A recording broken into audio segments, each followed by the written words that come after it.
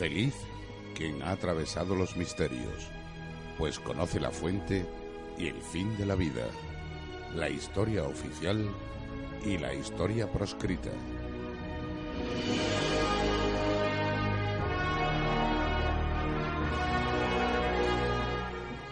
Noche de Historia y Misterio, dirigido y presentado por Javier Ballesteros.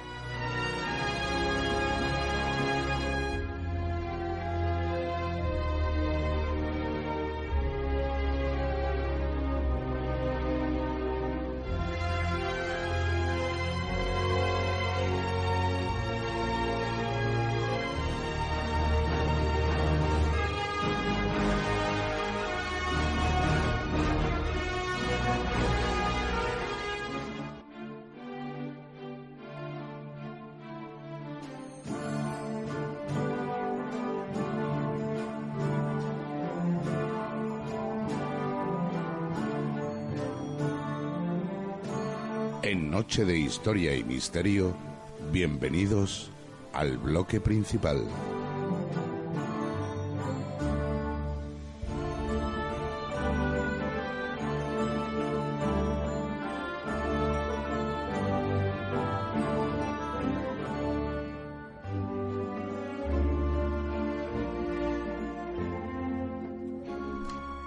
Diez y 2 minutos de la noche más o menos. Desde Radio Guadalquivir, Noche de Historia y Misterio, saluda a Edenés, la radio del misterio, turradio.com, ahora Radio Gelbes y por supuesto, Canal Misterio de Ivós.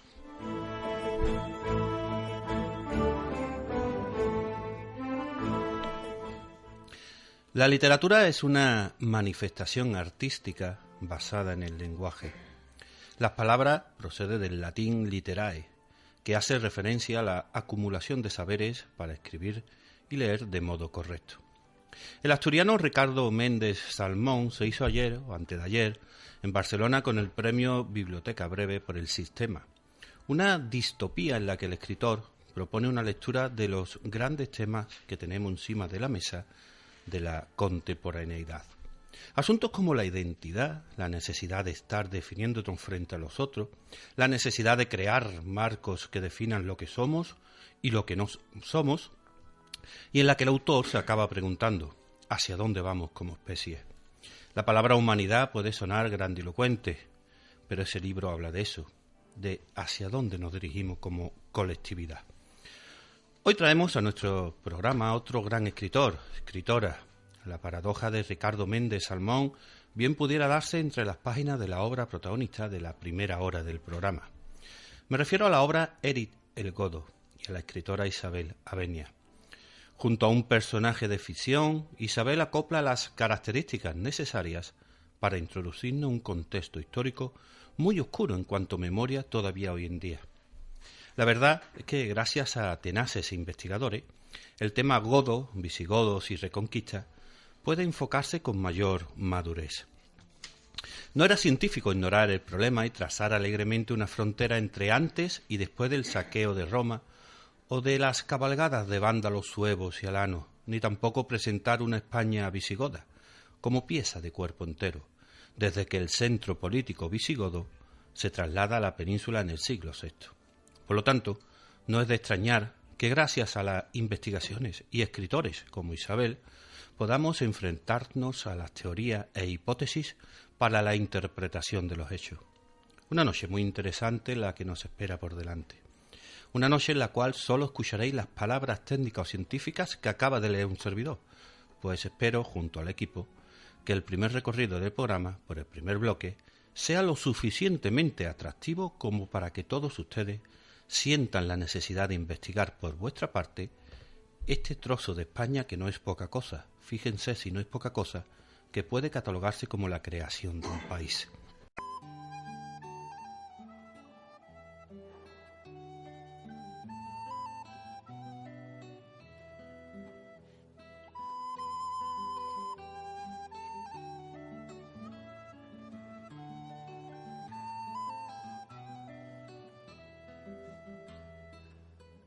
Laudar voglio per amore Año 646, España. El clan del joven Eric viaja desde Escandinavia hasta la ciudad visigoda de Saragosta. Tendrán que adaptarse a la cultura y estilo de vida de una Hispania crisol de culturas romanas, judías, visigodas y celtíbero-prerromanas. A Eric le esperan asombrosas peripecias al lado de la hermosa hechicera Galeswinta. Eric consigue convertirse en un hombre notable gracias a una inteligencia poco corriente y a una peculiar forma de ver la vida, codeándose con los personajes más relevantes de ese periodo histórico mientras vive las más trepidantes aventuras. Se reconstruye el siglo VII. Junto a Eric aparecerán personajes de los más diversos: reyes, obispos, nobles, jueces, médicos, braceros, esclavos, comerciantes, configurando un apasionante retrato social de la España visigoda.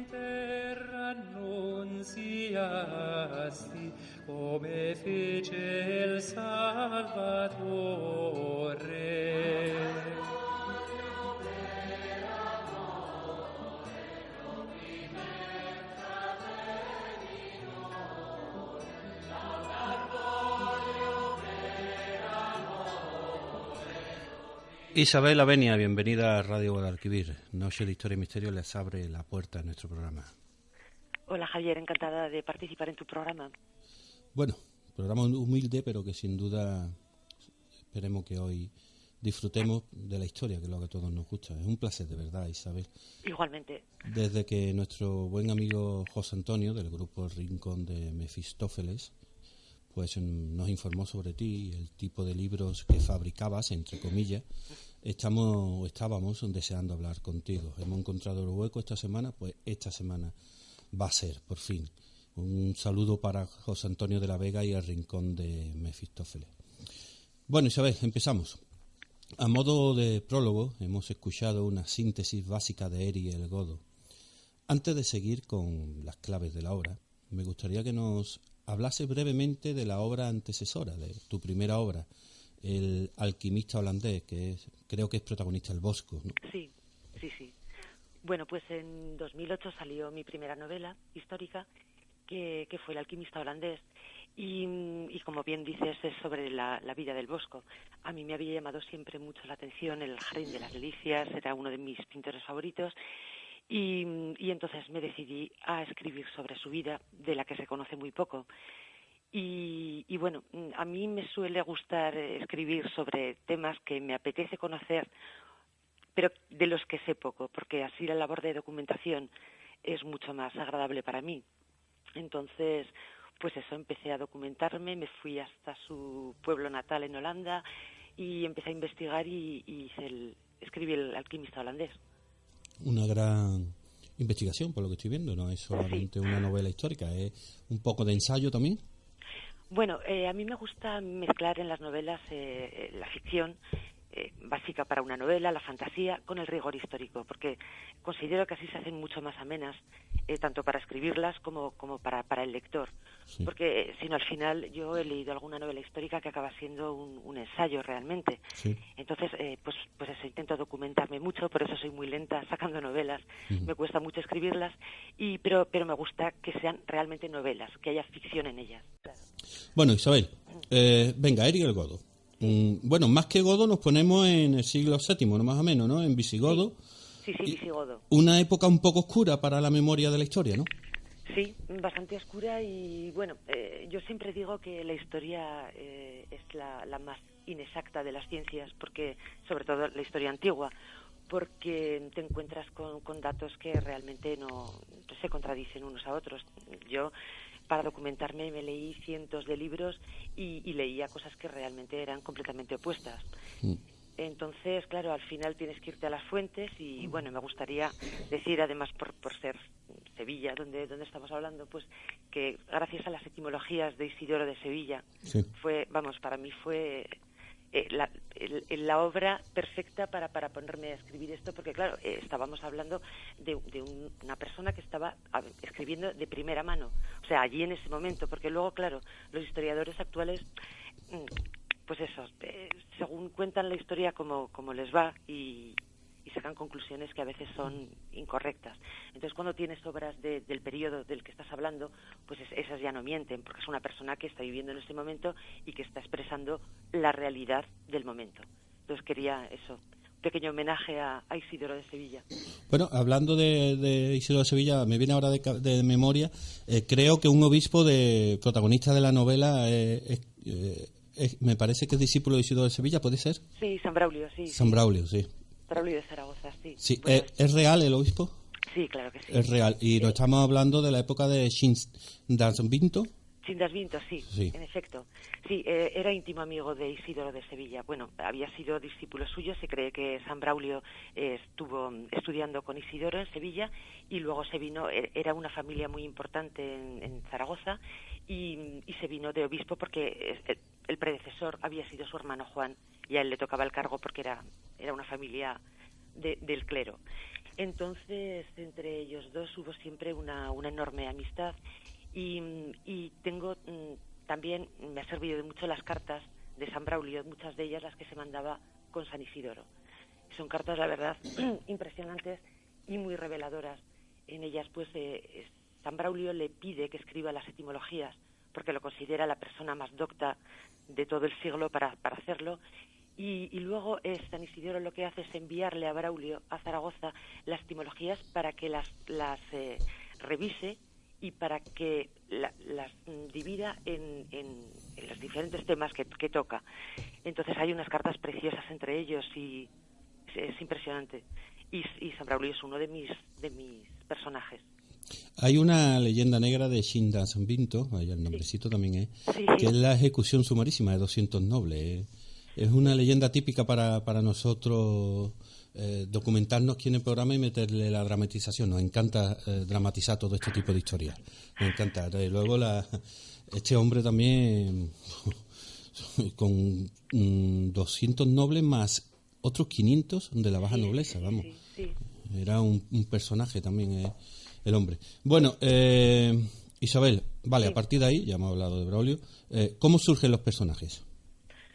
Pues a ver, yo lo que quería hacer era, vamos a ver, cuando iba descubriendo lo que estaba pasando en ese siglo, pues a mí, yo estaba sorprendida, porque lamentablemente sabemos tan poco de esa época. Yo hasta hace 2 lustros, como quien dice, no sabía casi nada de los visigodos. En el colegio no, vamos, después de los romanos les dijeron que había habido unos señores que eran los visigodos y poco más, y luego ya pasamos a la España musulmana. Y luego, cuando estudié Derecho, la verdad es que en la asignatura de Historia del Derecho pues estudiamos el Código de Eurico, el Liber Iudicum y todo esto, pero realmente tampoco sabíamos casi ni quién eran. Entonces te pones a investigar y te parece apasionante todo. Entonces yo quería que mis personajes tuvieran ese efecto de sorpresa que yo estaba viviendo con la documentación. Entonces necesitaba que fuera gente de fuera la que viniera. Entonces por eso es un clan de suecos, de la actual Suecia, escandinavo, los que vienen aquí para que haya en ellos ese factor sorpresa y puedan comentar lo que están viendo en la España visigoda. Entonces, pues con esa excusa lo que hago es que cada uno, cuando llegan a nuestra península, cada uno va llevando su vida y les ocurren diferentes cosas, con lo cual puedo hablar de un montón de ramas diferentes de esa época. Entonces puedo hablar de medicina, de leyes, de magia, claro, con cada uno le va pasando algo diferente y entonces te puedes explayar y puedes hablar de lo que era en esa época los diferentes campos y pues los artesanos y toda la sociedad visigoda. Vale, antes de preguntarte por alguna de esas disciplinas, te presento a Fernando Paz. Hola Isabel, buenas noches, encantado. Hola Fernando, encantada. Se está esta noche dedicando a las redes sociales y del grupo de Rincón de Mefistófeles tenemos varias preguntas y hay una que es muy personal que me gustaría que te la hiciera Fernando. Sí. De acuerdo. Bueno, son varias preguntas que hemos recibido a través del grupo del Rincón de Mefistófeles y bueno, son varios los amigos del programa que han escrito y que quieren que Isabel pues responda a una serie de preguntas, ¿no? Una de ellas, por ejemplo, es pregunta José Ángel de la Vega. No, la segunda. Ah, perdón. Con José Ángel ha ido directamente con la artillería pesada. José Ángel no se anda con la segunda, pues, que es más personal. Bueno, Paqui Rodrigo Martín pregunta para Isabel, cuando empiezas a escribir un libro, después de todo el trabajo de documentación, ¿tienes clara la trama o te dejas llevar por la historia y los personajes? Pues la verdad es que tampoco es tan ordenado. Vamos a ver, primero yo me dedico a hacer pues a documentarme de la generalidad, o sea, de la historia de los godos, por ejemplo, en este caso. Pero luego, cuando voy escribiendo, van surgiendo temas que desconozco porque me va llevando la trama allí. Entonces yo es cuando me documento de esto. Por ejemplo, necesitaba que uno de mis personajes, bueno, el protagonista, fuese médico, entonces te das cuenta de que no sabes nada de la medicina visigoda, entonces continúa la labor de documentación, o sea, no la dejas mientras escribes. No es primero me documento, luego escribo. Es una mezcla de todo. Y luego, por otra parte, pues tienes una idea aproximada de lo que de cómo va a acabar, pero muchas veces son los personajes los que te van llevando por diferentes derroteros que no has tenido en cuenta en un principio y te va pidiendo que hagan una serie de cosas que tú no tenías planteada desde un principio. Sí, eres de Zaragoza, ¿no, Isabel? Sí, soy de Zaragoza. ¿Y eres historiadora medieval? No, soy licenciada en Derecho, pero hice los cursos de doctorado de Historia. Ah, estupendo. ¿Y por qué sitúas la trama en Zaragoza? Bueno, sí, la verdad es que, bueno, por lógica un poco. Vamos a ver, a mí me encanta la historia de Aragón y de Zaragoza y tal. Y bueno, y hay muchos personajes en esta novela que me parecen, la verdad, egregios. Son impresionantes y de los que se ha hablado muy poco. Entonces, me llamaba mucho la atención que nunca se hubiese escrito un libro sobre la Zaragoza visigoda, siendo la importancia que tenía junto con Sevilla, Toledo y Mérida. Entonces, me suele gustar tocar temas que no estén muy manidos. Entonces, pues es el primer libro que se ha escrito sobre Zaragoza visigoda, primera novela, obviamente. Claro, pues ensayos y documentación hay mucha, pero novelas que yo sepa no había ninguna. Bien, mira, te presento a Alfonso Paz, otro colaborador es un colaborador también junto con Fernando y Lorenzo, que luego te lo presentaré. Es un colaborador desde minuto cero, son 6 temporadas y ahora mismo estamos aquí, pues el equipo original, el equipo base. Te quiero hacer una pregunta. Muy bien. Isabel, buenas noches, aquí Alfonso Paz. Hola, buenas noches, Alfonso. Yo le querría hacer una pregunta más quizá de vertiente histórica, ¿no? Más que adentrándonos en su novela, ¿no? En su obra, que la verdad que parece ser bastante interesante en ese sentido. ¿Por qué cree usted que lo que es el periodo visigodo duró tan poco, ¿no? Aparte de ya la conocida invasión, ¿no?, de los árabes, ¿no?, por el norte de África, pero sin embargo prácticamente no llegó a los 3 siglos. Y creo que, como usted, la verdad, que ha hecho una buena labor en realzar lo que fue la época de los bárbaros, porque bueno, dejaron una impronta importante, ¿no? Y aunque después, evidentemente, los árabes también dejaron grandes vestigios. Sin embargo, creo que es poco conocida realmente la Hispania visigoda, y en este sentido, pues yo creo que obras como la suya lo único que hacen es un poco reflexionar acerca de, bueno, en primer lugar, por supuesto, nuestra larga y vasta historia, ¿no? Y desde luego, bueno, siempre es atrayente. Sí, bueno, yo en realidad la historia de los godos es muy muy larga, pero claro, en España es muy breve porque llegó el ocaso del reino visigodo. Vamos a ver, a partir de Bamba, estamos hablando del año 680 y algo, pues la verdad es que hay un montón de luchas internas entre las diferentes facciones, porque claro, se crearon como 2 partidos, unos que iban con Bamba y otros con Recesvinto, con los descendientes. Entonces el poder se debilitó muchísimo. Entonces ese fue el ocaso que hubo y el problema de que los visigodos desaparecieran tan rápido aquí. Sí. Naturalmente podrían haber estado mucho tiempo si no hubiera habido esas rencillas, esas peleas que había entre los propios godos de España, ya no solo con los hispanorromanos, sino entre ellos. Entonces yo creo que cuando el poder político se debilita mucho, es un caldo de cultivo para que llegue cualquiera y bueno, y acabe con el poder establecido. Claro, llega un momento que prácticamente son malas luchas internas lo que debilitan, digamos, el periodo godo, ¿eh? En efecto. Uh-huh. Y luego pues buscar a lo mejor aliados pues que a lo mejor no deberían haber buscado, porque eran aliados muy fuertes frente a ellos que estaban muy debilitados. Entonces, claro, pasaron de aliados a conquistadores rápidamente, porque vieron que tenían ahí un territorio y un reino estupendo y que no había fuerza para defenderlo. Claro. Bueno, tenemos a Eri, tenemos a Braulio, tenemos a Régula, tenemos también a Gales Winta. Claro, ahora comprendo por qué el libro tiene 512 páginas. Sí. Son muchas páginas, Isabel, sí. Muchas páginas. No se imaginan nuestros oyentes, o por lo menos una parte de nuestros oyentes, lo que es escribir un libro, ¿a que no? Es tremendo, la verdad. Es agotadora, que sí. Es agotador, y aparte es que era mucho más largo, entonces lo he acortado porque ya al final, si pues, no, a veces asusta. Mucha gente me ha dicho, ay, es que escribes novelas muy gordas, y entonces no me las compro, y dices, madre mía, pues nada, a cortar. Pues he hecho 2 partes. Sí, 2 partes. La editorial te lo hubiera agradecido y no te hubiera llamado dentro de 2 o 3 meses. Oye, que necesitamos otro libro. Bueno, pero seguramente tendrás algo en mente para el próximo libro, seguro. Sí, los escritores hoy así. Sí, estoy con un par de historias. Una de ellas, bueno, es novela histórica, y la otra es un poco más de misterio y actual. Oh, pues entonces, bien. Sí, estoy... Si es de misterio, estamos ya impacientes. Sí.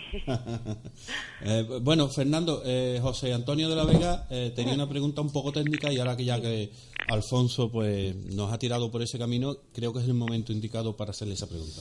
Sí, perdón. José Antonio de la Vega preguntaba ¿hasta qué punto los monarcas visigodos eran elegidos de forma democrática por los nobles? ¿Y qué requisitos tenían que tener los nobles electores? A ver, bueno, una cosa era la teoría y otra era la práctica. O sea, teóricamente, desde un principio, los pueblos germánicos, pues lo que hacían era, decidían quién era su rey por elección entre los nobles. O sea, no era hereditaria en un principio. Y además, en un principio era un poco en el ámbito militar. Pero luego esto dio pie a que hubiese, bueno, pues bastantes problemas, porque había muchos nobles que querían aspirar a ser reyes. Total que al final acabó siendo, en vez de electiva, acabó siendo hereditaria. Y entonces ya luego se recurrió a otras estrategias, como el llamado morbo gótico. No se suena, que no es que fuera una enfermedad, era la costumbre que tenían los nobles de cargarse al rey para subir ellos. Entonces ese fue el problema, que de democrática al final pues no tenía nada. Entonces esa historia de la elección en un principio por nobles y por clero pues acabó siendo pues eso, pues asociaban unos reyes al trono a sus hijos, luego en otros casos pues los mataban y tal. Así que democrática estaba, bueno, la ley era muy democrática, pero luego la realidad no era así. En realidad, en aquella época inhecha. Sí, en todas, sí. Por ahí iba. Por ahí iba, ya lo hemos cogido. Saludamos a Juan Luis Santos, que nos metía ante prisa, que ya estaba preparado para escuchar el programa. Le mandamos un saludo y que se recupere pronto, que se encuentra en cama. Bueno, vamos a ver. Me parece que había una segunda parte de la pregunta, que qué requisitos... Sí, ¿qué requisitos tienen que tener los nobles electores? Exacto. Sí, los nobles electores, bueno, el pueblo godo estaba dividido, pues las clases sociales principales eran los aristócratas, luego estaban los hombres libres y luego ya siervos y tal. Bueno, lo que tenían que hacer los que decidían eran los aristócratas, que estaban los mayores y los señores, o sea, los primates, los más importantes, y los aristócratas de rango un poco inferior. En un principio fue como más amplio, pero luego ya me parece que fue en el concilio, en el quinto, en el sexto, que ya solo los palatinos, los más importantes, eran los que iban a decidir, junto con el clero también de más importancia, metropolitanos, obispos. Entonces fueron cambiando a través del tiempo y a través de los diferentes concilios se reguló de una manera o de otra. Entonces los requisitos al final eran eso, que fueran aristócratas, pero de la corte regia, los que rodeaban un poco al rey. Isabel, antes de preguntarte por Gales Winta, nosotros nos encanta, como te he dicho antes, de hacer el pequeño relato. Tengo hecho hoy un pequeño relato de Gales Winta, me ha costado trabajo buscarlo, pero ahora te explico de dónde lo hemos encontrado. Te presento a otro colaborador que queda ahora mismo en la mesa de redacción, aunque él está detrás de la pecera porque también hace la labor de técnica, que es Lorenzo Vidal, nuestro Xencho de Alejandría. Buenas noches, Isabel. Buenas noches. Bueno, mi pregunta va sobre la cuestión judía. Sí. ¿Se escucha abajo? A ti se te escucha, vos estás detrás de la pecera. Bueno, Te subes un poco. le doy más volumen ahora, ¿no? Perfecto, vale.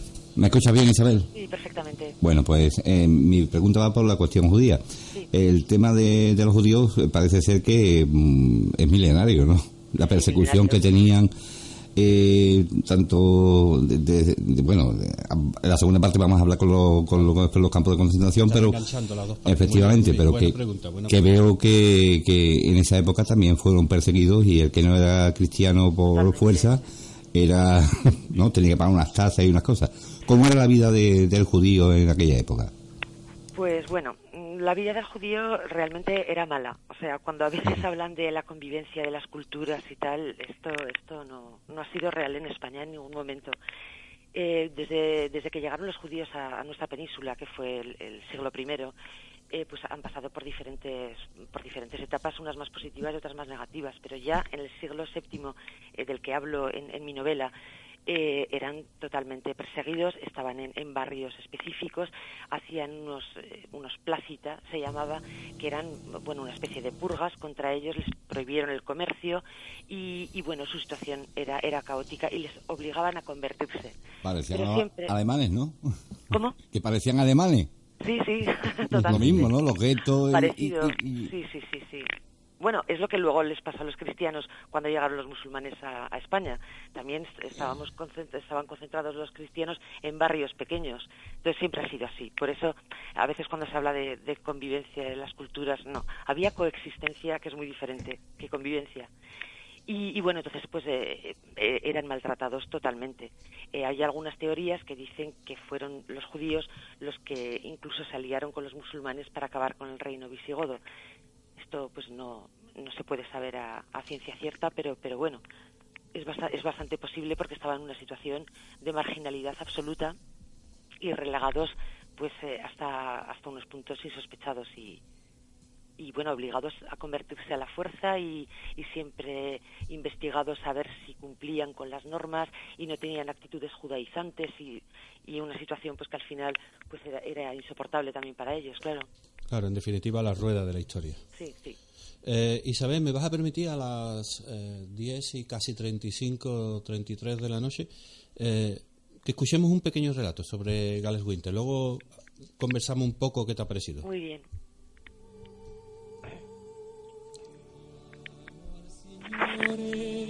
Stupenda è la sua vittoria, Signore il suo nome, alleluia.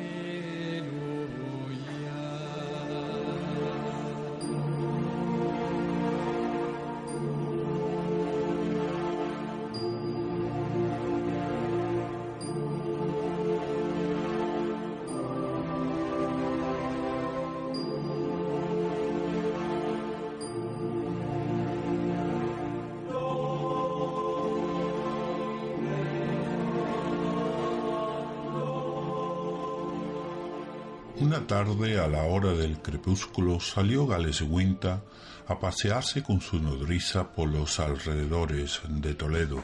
Toledo no era entonces como ahora una gran ciudad, sino una especie de cortijo donde estaban plantadas las tiendas de campaña de los guerreros súbditos de los reyes godos. Galeswinta era una niña hermosa, pero no tenía la hermosura delicada de las damas de hoy, hermosura que se marchita como las flores con solo el soplo del viento o el calor del sol. Galeswinta tenía unos ojos azules, una tez blanca y transparente, y una alta y erguida estatura, que indicaba proceder de esas razas del norte que se establecieron en el mediodía de la Europa. Galeswinta, como Diana la cazadora, corría con su arco y sus flechas tras de los venados, perseguía a los jabalíes en los bosques, lanzaba piedras a las águilas y trepaba a las rocas y a los precipicios ligera como una gamuza de los Alpes. El alma de Galeswinta era como su físico, hermosa y dotada de una sinceridad salvaje que estaba retratada en su frente bruñida de alabastro.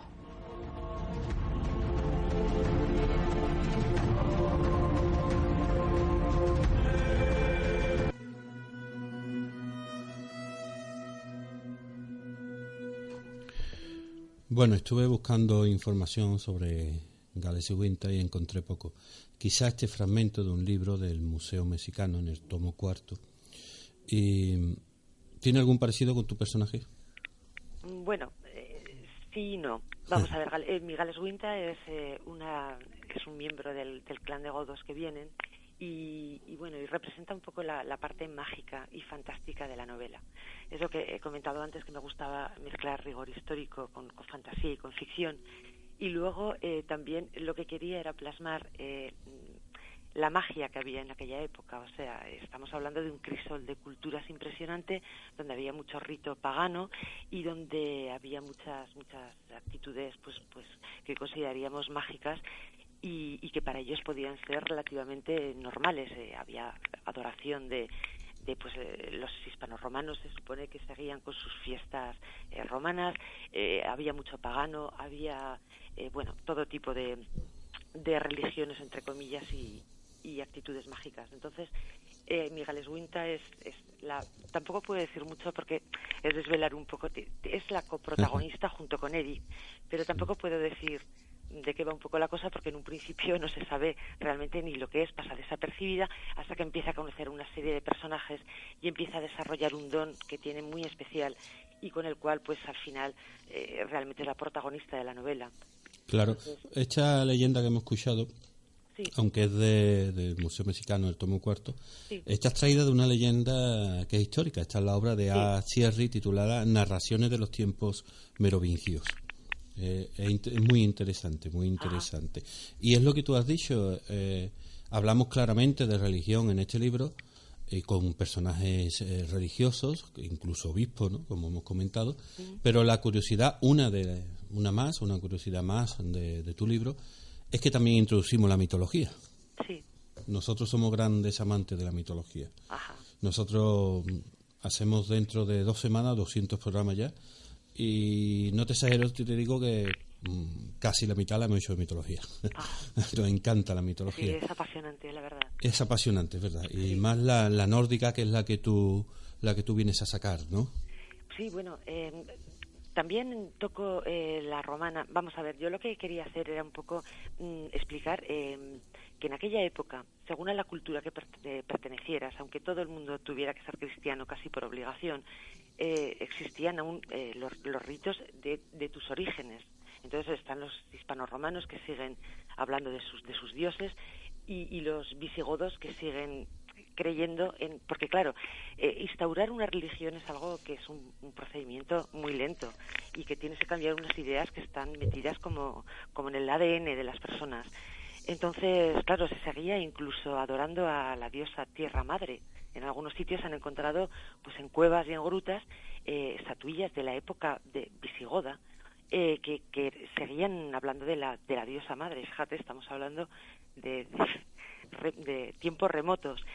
Entonces, claro, todo este crisol de culturas hace que hubiera una amalgama de religiones y de divinidades y que la verdad es apasionante, aunque luego el reino dijera que era cristiano, católico, bueno, en principio arriano, luego católico, pero claro, sobre todo en el pueblo común siguen muy arraigadas según qué costumbres.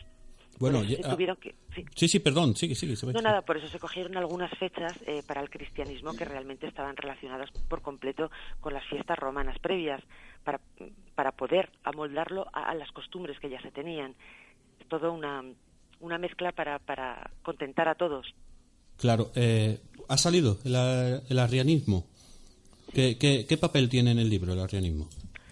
Bueno, cuando llegan ya el clan a Hispania, pues ya son todos católicos. Bueno, porque Recaredo pues se convirtió ya en el siglo anterior, en el siglo VI, pues ya del arrianismo al cristianismo.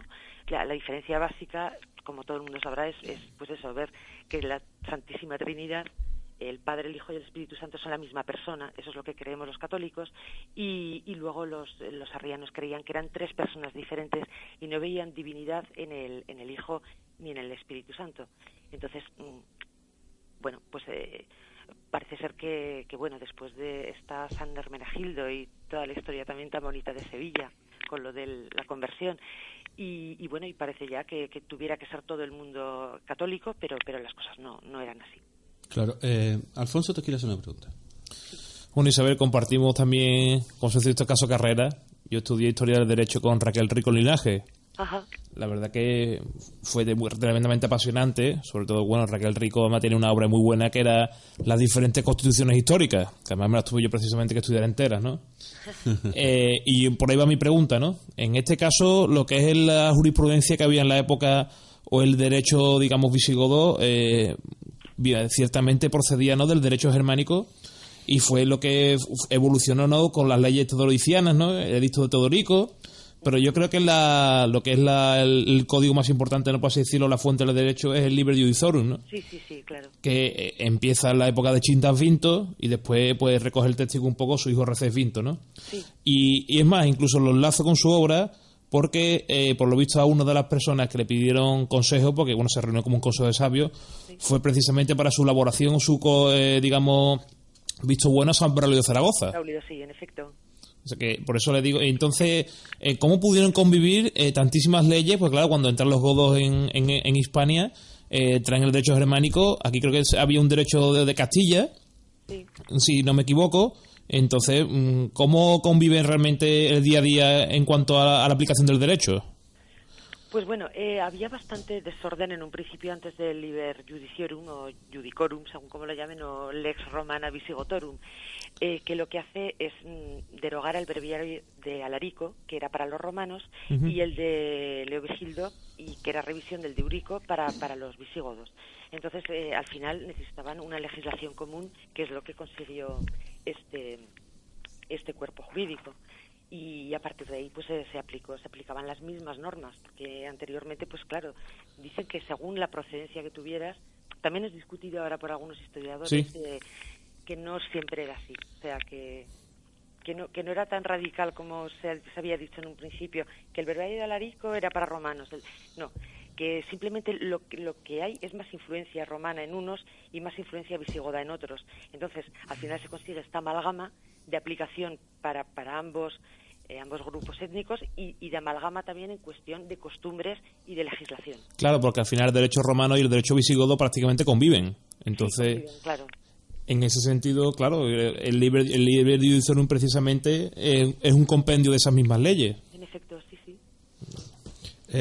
Isabel, en Italia, en el reino lombardo, hasta el siglo VII, el rey lombardo Grimoaldo se puede considerar como el último monarca arriano. Ya como una curiosidad personal, ¿existe el arrianismo hoy en día? Bueno, pues la verdad es que no te sé decir. Teóricamente no, pero pues existen tantas cosas que quién sabe, ¿sabes? Claro. Hay sectas de todo tipo hoy en día. Sí, claro. Entonces claro. nunca puedes saber. Y sí, realmente yo no sé. Sí, no te sé contestar. Sí, es que me ha surgido la duda. Estábamos hablando de arrianismo y no tengo ni idea, la es verdad. Lo que tú dices, hay cantidad de sectas o pseudo-religiones o derivados de religiones que han seguido, ¿no? Y pues mira, me ha venido la duda, pero bueno, investigaremos, ¿no? Sí, eso es lo que estaba pensando, que lo investigaré porque me has dejado, con la duda. Pues mira que bien. ya te hemos dado más trabajo todavía. Eso. Alfonso. Le voy a preguntar a Isabel, ciertamente, ¿por qué es la capital al final de la Hispania visigoda Toledo? ¿Tiene alguna razón estratégica o económica o social o cuál podría ser el motivo por el cual Toledo tuvo esa importancia, ¿no?, de ser la capital de los godos? Pues quizás la centralización por las... claro, en un principio cuando ellos llegaron de Tolosa, de Toulouse, pues fueron a Barcelona. Estuvieron también en Sevilla, también fue sede de la Corte Regia, y acabaron en Toledo, yo creo que por la centralización, perdón. Ajá. Y simplemente pues por los... Claro, es que las comunicaciones me imagino que serían más fáciles que estar en una punta u otra, porque claro, la Hispania visigoda iba desde Septimania, que era toda la parte sureste de Francia, hasta Ceuta, realmente. Entonces, claro, quizás la centralización estaría allí. Claro, por una razón quizá más geoestratégica que otra cosa. Totalmente, sí. Imagino que sería por eso. Claro. Bueno, avanzamos un poquito más, ya estamos a punto de terminar, que son las 10:45. Fernando, no tenemos más preguntas, ¿no? Hemos tenido mucho ajetreo estos días, pero no se han animado nuestros amigos de Rincón Mefistófeles. Bueno, hay muchos comentarios, pero realmente preguntas en sí no hay, ¿no? Sí. Lo que está la gente pues un poco deseando de escuchar a Isabel y de oírla en la entrevista que estamos haciendo esta noche, ¿no? La verdad que es interesante todo lo que nos ha comentado nuestra escritora y la verdad que hay ganas ya de comprar este libro, de adquirirlo y de saber más también, ¿por qué no?, de la historia de nuestro país, que es tan rica que creo que muchas veces nos reparamos en pararnos y decir que merece la pena, ¿no? Un poco, digamos, alejarnos de los estereotipos y de buscar a lo mejor otro tipo de ficciones que nos llevan a tanto saber, como la historia de nuestro país, que realmente es riquísima. Es que no se puede renegar de su país.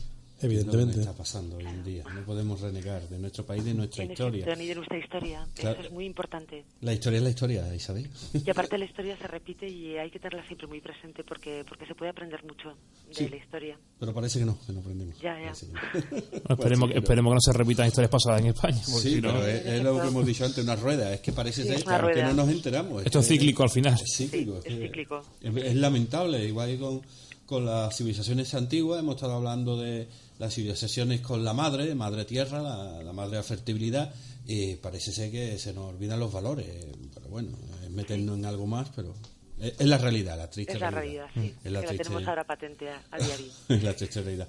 Bueno, nuestros amigos que nos han hecho las preguntas por el Rincón de Mefistófeles, decirles que están apuntados ya para el sorteo de la semana que viene, que sorteamos un busto egipcio, y todo el que quiera, pues tanto de nuestros grupos, del grupo donde estamos contigo, Isabel, o los que estamos cada uno en privado, pues si quieren entrar en el sorteo solo tienen que mandarnos un correo a nosherhistoriamisterio@gmail.com con la palabra clave sorteo y entrarán directamente en un busto egipcio de 22 centímetros que lo hemos colgado, lo tenemos aquí en el centro de la mesa de redacción y nos está poniendo en situación junto con la vela que tenemos al lado y el incienso, que por eso has escuchado que están un poco afónicos nuestros compañeros, pero es que tienen encima es el incienso y lo ponemos de dos en dos, ¿eh? Bueno, Alfonso, Fernando, antes de terminar, ¿queréis hacerle alguna última pregunta a Isabel? O Chencho, tú también. Bueno, Isabel, ¿cómo va la venta del libro? ¿Cómo transcurre? También ha publicado, que me parece que va muy bien. Sí, ya va a salir la segunda edición, con lo cual estoy muy contenta porque, claro, lleva muy poco tiempo la primera y ya pues todo va viento en popa, parece. A ver si hay suerte y hay más ediciones. Seguro que sí. Bueno, muchas gracias. Bueno, Isabel, que todavía quizás pronto prematuro para analizarlo, pero ¿cuál ha sido la crítica más o menos de voces autorizadas? ¿O todavía no ha habido, digamos, críticas así por así decirlo, no? Pues bueno, la crítica que más me ha gustado y más me ha impactado a mí ha sido la de Juan Bolea. Ajá. Que me hizo la presentación en FNAC en Zaragoza y ha sido pues estupenda, y la escribió en el Periódico de Aragón y bueno, parece que hasta ahora todas son muy positivas. Vamos a tocar madera, nunca se sabe, pero de momento estoy muy contenta. Sí, Javier nos envió precisamente el artículo y la verdad que no tiene desperdicio. Es un buen preámbulo de su obra. Sí, la verdad es que sí. Aparte las presentaciones en el SNAC son muy muy íntimas y muy familiares. A mí me encantan, igual que en la Casa del Libro y todo esto, son muy íntimas y te invita a interactuar con el escritor, ¿no? Que sí, tiene un recogimiento siempre. Sí. Me encantan mucho ese tipo de presentaciones. Isabel, para acabar, ¿qué etiqueta le pondremos a la obra? ¿Novela histórica, romántica, aventura?